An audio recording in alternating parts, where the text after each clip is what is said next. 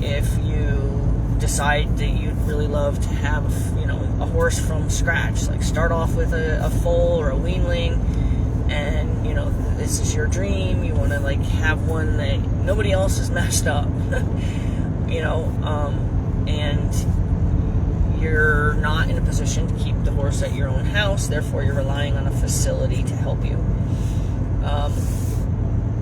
Most facilities that I've either been there because I'm working for a client, or that I've had a horse at myself, or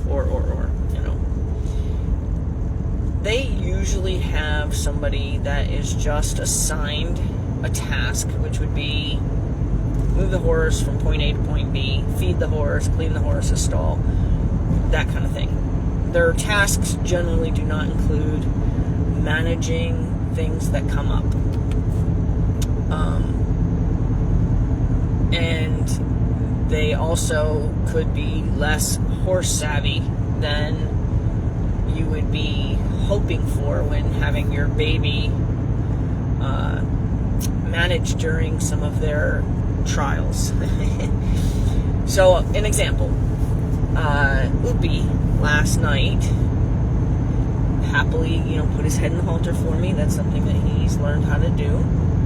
Came through the gate, turned and faced and waited for me to latch the gate. So we were standing there where he was, he had gone through the gate. I came back out, closed the gate. He was standing next to me, politely waiting for me to close the gate.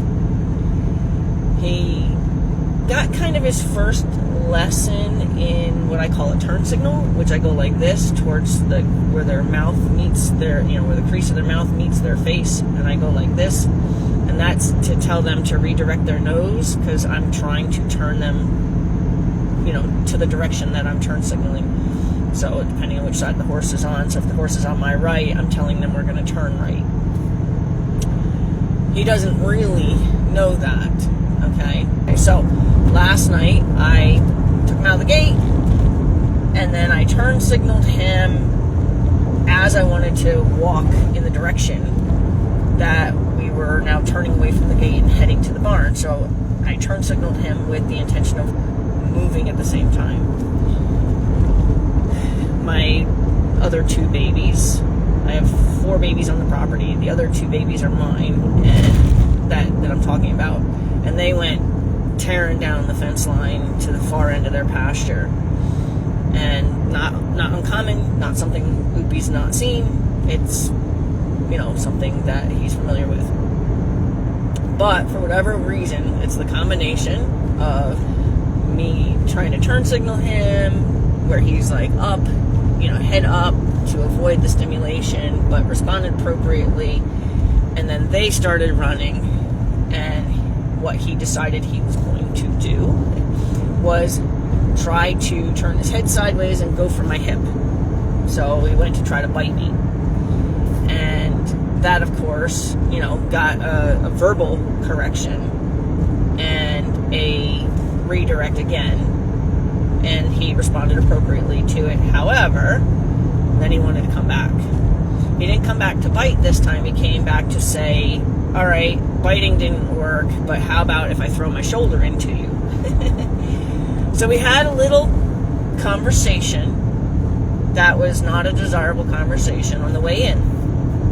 So what that resulted in was me introducing him to the hay cue, because after he threw his shoulder at me, he tried to run past me. So now hay gets introduced, the word H-E-Y, which is a half-halt cue. So I'll go, hey, and it's barked at them.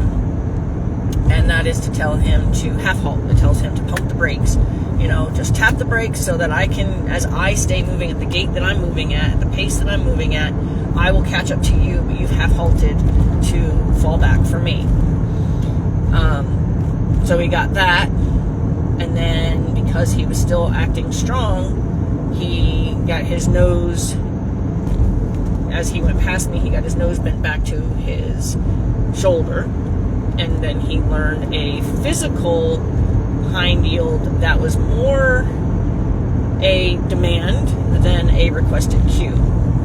So he got on his rump. So it was rhythmic, and it was a pat, but normally when I do a physical cue on their rump, I, for hind yield, I just put my fingers on them and expect them to step off of my fingers.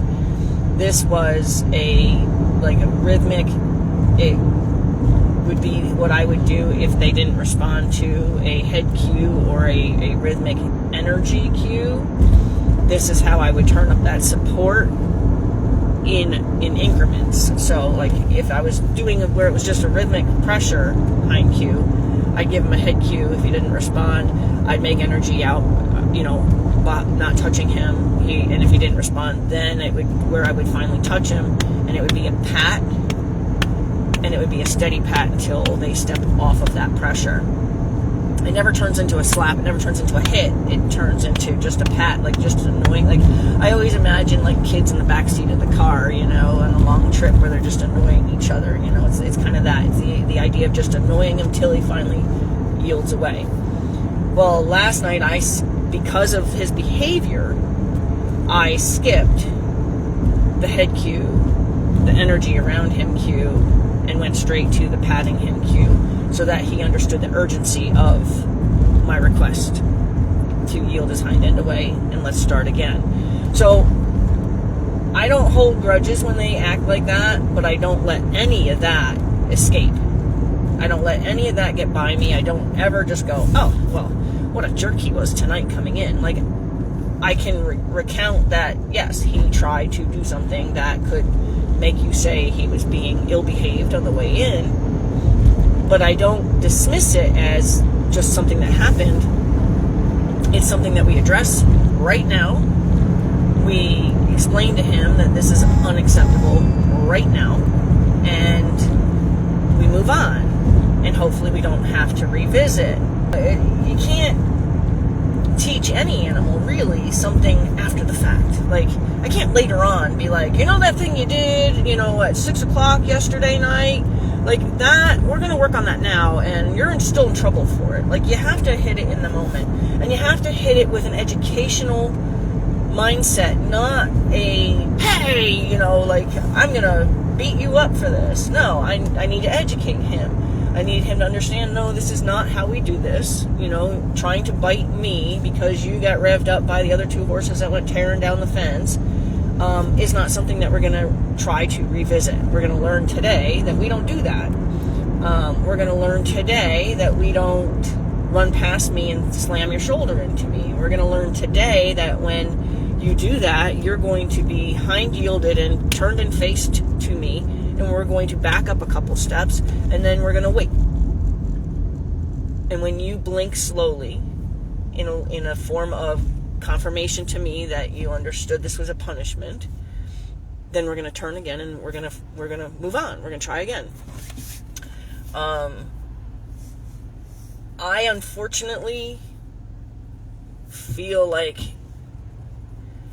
if you don't have your horse in an environment that is geared towards managing those moments, in the moment, I think this is how some of these horses get some really, really bad ground manners. Like, ground manners are such a afterthought to some people, and then horse, like farms are the ones that are left with kind of the broken pieces of your or that horse's failed education. Doesn't mean that, this is geared towards people who want to raise their foals. They want to start with a foal and they want to raise a foal.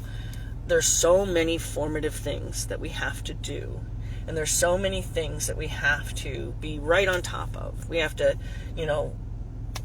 it's kind of like if a baby picks up something and is about to put it in their mouth. You have to be right on top of that. You have to make sure that not only do you, get it away from them so they don't put it in their mouth, but you also want to make sure that they know not to do that again. So you educate them, like, no, we don't put that in our mouths. That's caca, So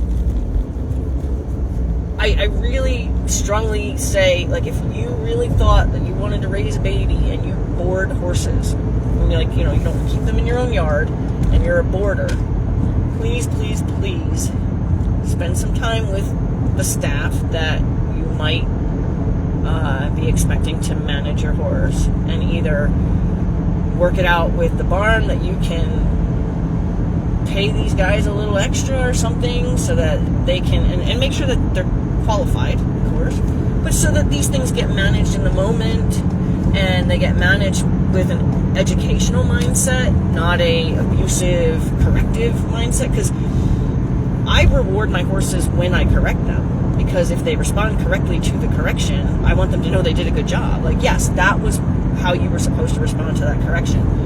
I did a thing on that yesterday, so I'm not going to go into that now, but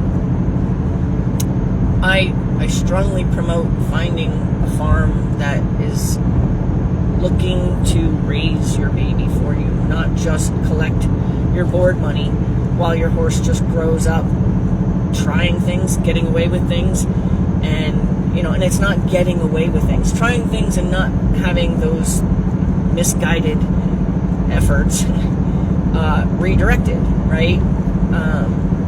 Because before you know it, you're going to have a 2-year-old that's 17 hands that you can't manage, and you'll be that person that has a horse that gets kicked out of barns all the time because he's too hard to handle.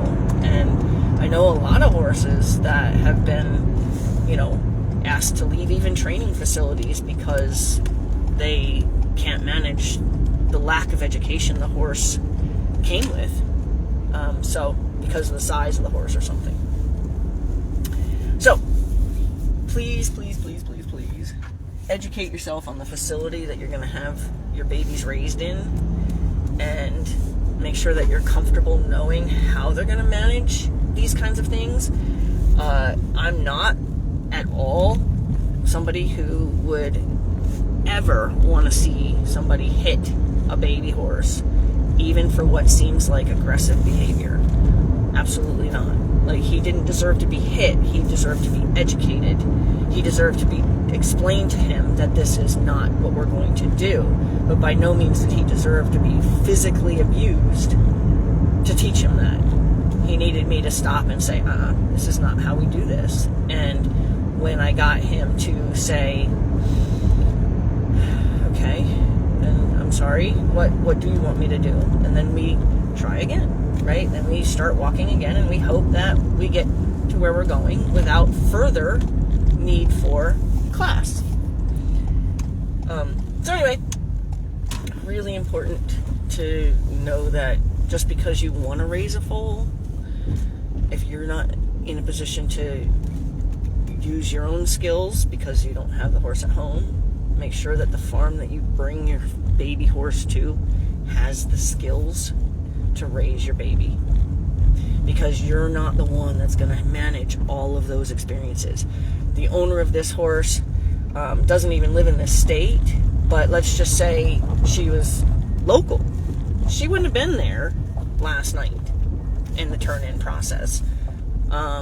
You know, if he did something this morning at 2:30 this morning, she wouldn't have been there at 2:30 this morning to manage that. You need to make sure that the person that's working with your horse when you're absent is doing things that are in the best interest of the horse's education and not reacting to the horse's behavior. Because that's something that I see probably more than anything, is that people, you know, they react. Like, he tried to bite me, so I'm gonna manage that. You know, he tried to bite me. I'm gonna show him who's boss, you know, that kind of thing. Or he tried to slam his body into me. I'm gonna make sure he knows he can't do that. Like, that mentality is very, very much out there in the horse world.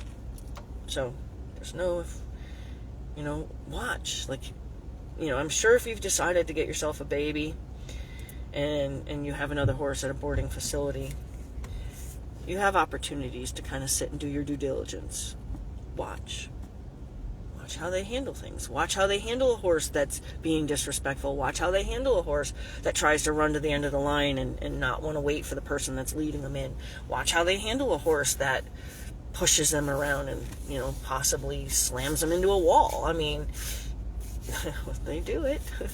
How do they handle that? How do they manage a horse they can't catch?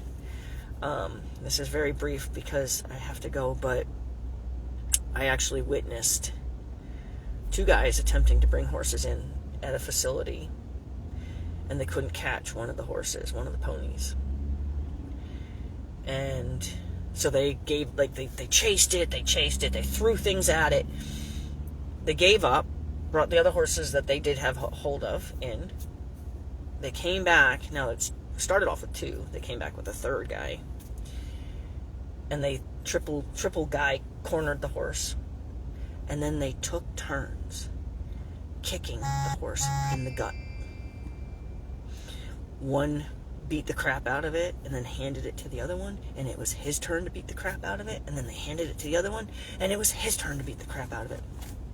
I watched that, and I had nothing I could do about it other than just bring it to the attention of the farm. And they still work there. So, you know, be careful. Be careful if your horse is being managed by people who really just want to get a job done and don't want to mess with ill-behaved animals. Because your horse could be that horse if you don't raise it right. You know, don't set your horse up to be abused. Have a great day.